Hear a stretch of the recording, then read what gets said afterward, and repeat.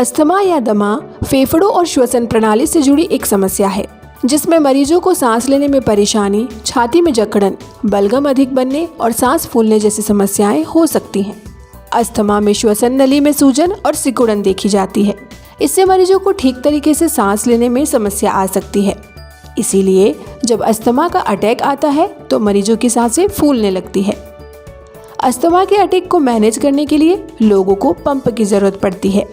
Asthma के लक्षणों की गंभीरता इस बात पर भी निर्भर होती है कि मरीज की बीमारी किस स्टेज पर है। आइए जानें अस्थमा के कितने स्टेज हैं और उनमें क्या लक्षण दिखाई देते हैं।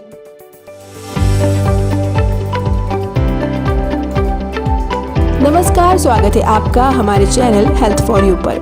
अस्थमा के मरीजों की समस्याएं हवा प्रदूषण, धूल, मिट्टी और स्मॉग जैसे कारणों से बढ़ सकती है। इससे लोगों को ठीक तरह से सांस लेने में परेशानी हो सकती है। अस्थमा के अलग अलग स्टेजेस में ये समस्याएं गंभीर या कम गंभीर हो सकती है। तो सबसे पहले है इंटरमिटेंट अस्थमा। अस्थमा की बीमारी का पहला स्टेज इंटरमिटेंट अस्थमा कहा जाता है। पहले स्टेज में कई तरह के लक्षण दिखाई देते हैं।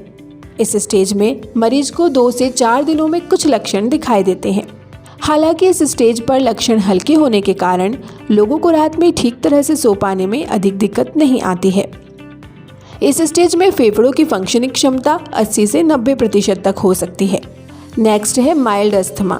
यह अस्थमा का दूसरा स्टेज है जिसमें मरीज को कम गंभीर लक्षण ही दिखाई देते हैं और सप्ताह में 1 से 2 बार इनहेलर के इस्तेमाल की जरूरत पड़ सकती है। सप्ताह में 1 आध बार लोगों को अस्थमा का अटैक आ सकता है। वहीं बीमारी के लक्षण भी 7 से 10 दिनों तक बने रहते हैं। अगला है मॉडरेट अस्थमा।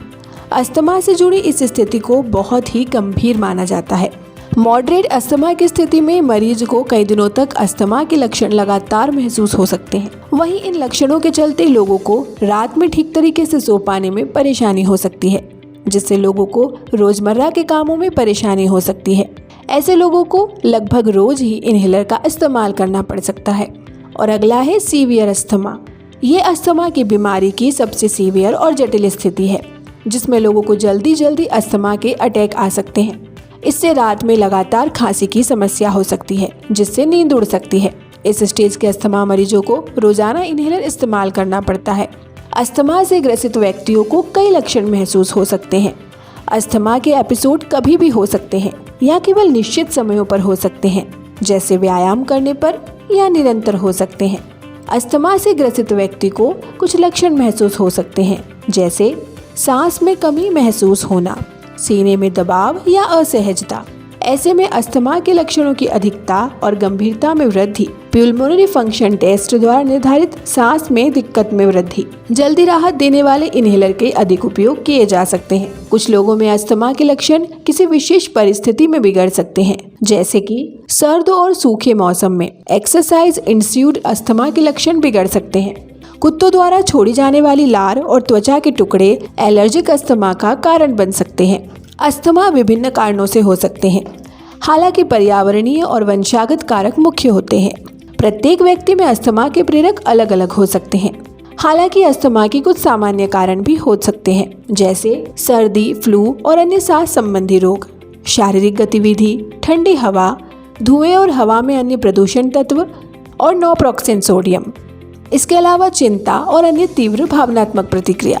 यदि आपको सांस लेने में समस्या हो रही है, सांस छोड़ते वक्त व्हीजिंग हो रही है या सीने में दबाव महसूस कर रहे हैं, तो तुरंत अपने डॉक्टर को इसके बारे में बताएं।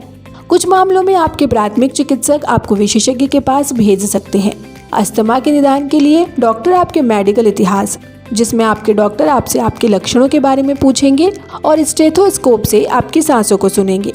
एक ऐसा श्वसन परीक्षण जिसका उद्देश्य आपके फेफड़ों की कार्यक्षमता का मूल्यांकन करना है, ये करते हैं। आपके डॉक्टर आपके अस्थमा का प्रकार और गंभीरता का पता लगाने के लिए अतिरिक्त परीक्षण की सलाह दे सकते हैं। आपके अस्थमा की गंभीरता और आपके अस्थमा के प्रकार के आधार पर आपके डॉक्टर सर्वोत्तम उपचार का चयन करने में मदद कर सकते हैं। युवा बच्चों में अस्थमा का निदान करने के लिए अस्थमा के लक्षण, पारिवारिक इतिहास और शारीरिक परीक्षण का उपयोग किया जा सकता है। 5 साल से ऊपर के बच्चों के लिए अस्थमा निदान प्रक्रियाएं वयस्कों के निदान में प्रयोग की जाने वाली प्रक्रियाओं से मिलती है। अस्थमा का कोई स्थायी उपचार नहीं होता है।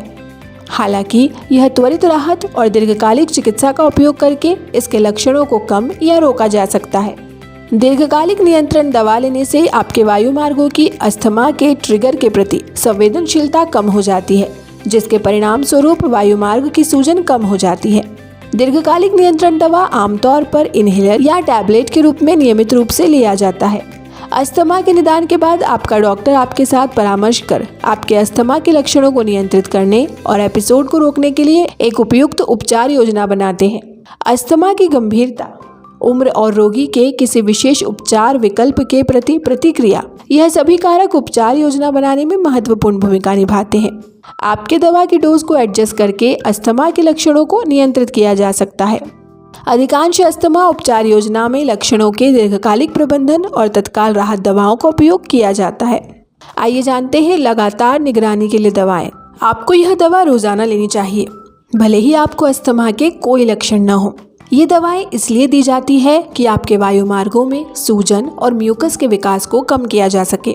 हर किसी व्यक्ति को दीर्घकालीन अस्थमा उपचार की आवश्यकता नहीं हो सकती है। आपके डॉक्टर आपके अस्थमा की गंभीरता द्वारा इनहेलर की आवश्यकता का निर्धारण करते हैं। अब बारी आती है तत्काल राहत के लिए दवाएं। अस्थमा वाले व्यक्ति को त्वरित राहत प्रदान करने वाले मीटर डोज इनहेलर का उपयोग किया जाता है। अस्थमा के लक्षण की शुरुआती अवस्था में तत्काल राहत दवा से उपचार किया जाता है। त्वरित राहत दवा लेने के 10 से 15 मिनट के भीतर काम करना शुरू कर देती है और आपके वायुमार्गों में दबाव कम हो जाता है। त्वरित राहत के इनहेलर को एस्थमेटिक व्यक्ति को हमेशा अपने पास रखना चाहिए, चाहे आप उन्हें इस्तेमाल करें या न करें। आपको इनहेलर का उपयोग भी करना आना चाहिए। यदि आप कुछ अस्थमा के लक्षणों का अनुभव कर रहे हैं लेकिन अभी बीमारी का डायग्नोसिस नहीं हुआ है, तो अपने डॉक्टर के साथ परामर्श करें। यदि आप में पहले से ही अस्थमा का डायग्नोसिस है तो वार्षिक रूप से अपने एलर्जी विशेषज्ञ या डॉक्टर से परामर्श करना आवश्यक है, ताकि वे आपके लक्षणों की निगरानी कर सकें। अगर आपको लगता है कि आपके लक्षण पहले से बढ़ गए हैं तो डॉक्टर से परामर्श करने में न हिचकिचाएं। अस्थमा यदि नियंत्रित नहीं हो रहा हो या लक्षण कभी कभी कंट्रोल में नहीं रहते तो आगे के उपचार की अधिक आवश्यकता होती है। तो ये था हमारा आज का वीडियो अस्थमा को लेकर। आपको यह कैसा लगा हमें कमेंट में ज़रूर बताएं। वीडियो पसंद आए तो इसे लाइक और शेयर करें और चैनल को सब्सक्राइब करना ना भूलें।